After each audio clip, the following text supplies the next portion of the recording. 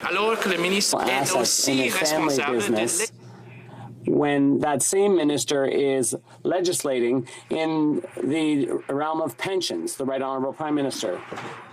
Mr. Speaker, in the House, we have Canadians from all different backgrounds and experiences, and it's important to be able to discuss openly and freely things that matter to Canadians and the country. But we have an ethics commissioner who is there to ensure that the rules are followed, that the protocols are there to protect the integrity of our parliamentary institutions. And we here on this side of the House, we support and celebrate the work the Commissioner does, the Honourable Leader of the Opposition. The Ethics Commissioner can only do her job if the government ministers actually provide her accurate information. And we know that didn't happen because the Finance Minister was fined for breaking the law. Now, yesterday he said that the problem is that other people just don't understand how it works. Right. Well, we know how it's supposed to work. Finance Ministers should not be able to have direct control over assets that they own while they regulate and legislate in those very areas that their companies operate in. So a very simple question for the Prime Minister. When was he made aware that the Finance Minister still owns shares in Morneau Chappelle? Right Honourable Prime Minister. Again, Mr. Speaker, the members of this House of Commons rely on the excellent work done by the Commissioner to ensure that all the rules are followed, that all the safeguards are in place to uphold the highest level of trust that Canadians have given to each of the 338 members who sit in this House. The personal and nasty attacks by the members opposite to try and lower Canadians' confidence in our institutions is quite frankly what they rejected after 10 years of that. The Honourable Leader of the Opposition order, alors. We rely on the Ethics Commissioner to do her job, and she relies on ministers of the Crown to be honest and open with what they hold in their hands. And that's something that this Finance Minister has failed to do. So again, to the Prime Minister, on what date was he made aware that the Finance Minister failed to disclose his corporation in France? Right Honourable Prime Minister. Mr. Speaker, once again, we hear from these Conservatives thinly veiled attacks on the quality of work done by the Ethics Commissioner, which, quite frankly, is no surprise, because for 10 years, those members were part of a government that attacked the Elections Commissioner, that attacked Supreme Court justices, that attacked information commissioners, privacy commissioners, that attacked the parliamentary budget officer, that attacked anyone who got in their way of ramming through their views of things. We respect Parliament. Order. I'd ask the member for the Banff-Airdrie and others not to be talking or yelling when someone else has the floor. The Honourable Leader of the Opposition. Mr. Speaker, the only people in this House right now that don't respect the work of the Ethics Commissioner are the ministers of the Crown and the Finance Minister, who failed to disclose, who hid his corporation in France, and who has now been fined for breaking the law. Now, he has failed to be open about his many assets. He has failed to answer simple questions about what he owns and why he structured it in the way he has.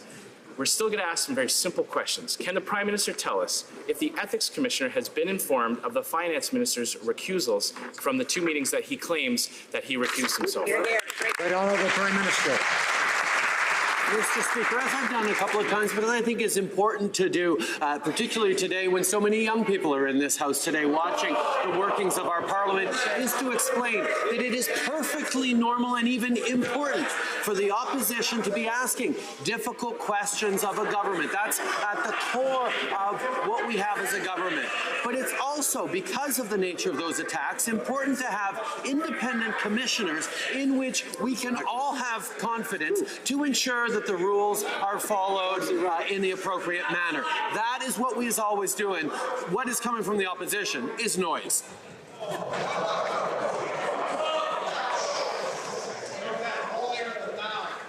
The Honourable Leader of the Opposition.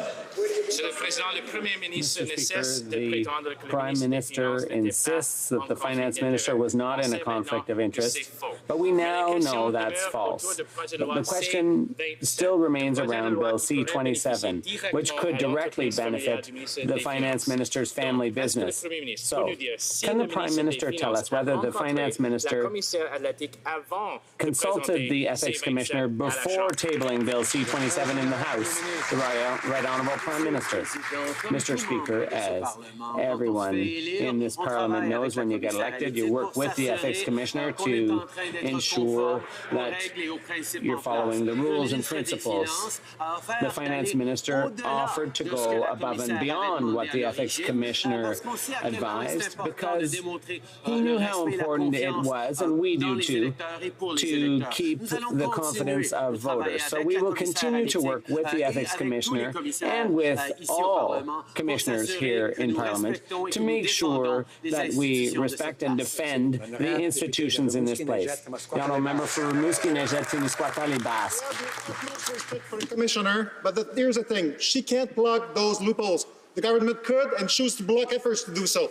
The Prime Minister might think otherwise, but Canadians' trust have been betrayed by the Finance Minister's ethical failings. Someone once said, and I quote, "The Prime Minister needs to show leadership and take responsibility for the actions of the people he appointed and hired." Who said that, you might ask? This very Prime Minister during the Duffy scandal. Clearly, the Prime Minister does not understand what the conflict of interest is. Does he also need help understanding leadership and responsibility? The Right Honourable Prime Minister.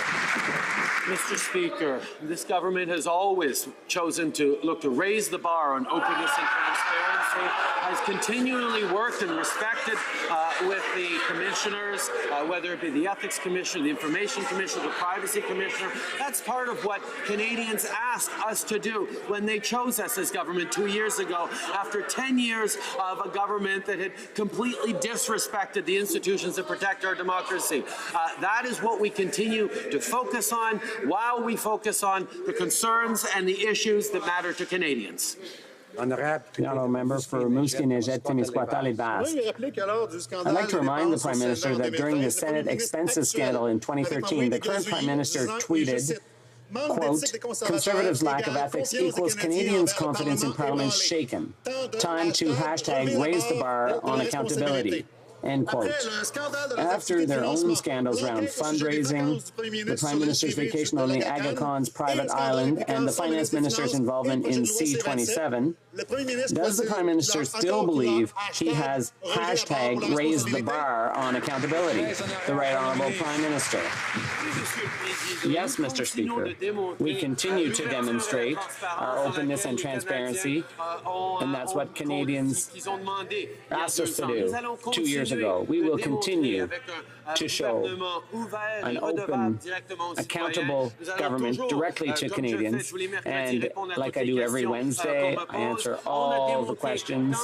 I'm showing time and time again how well we understand that keeping the confidence of Canadians is essential in order for government to work well. The Honourable Member for Hochelaga. It's hard to believe, but barely 4 years ago, this Prime Minister was quick to criticize the Conservative government over ethical shortcomings like the Senate scandal. We all know the Liberals love using hashtag real change and raise the bar, but we're not so sure that they really mean it. Could the Prime Minister do the right thing and actually raise the bar on accountability?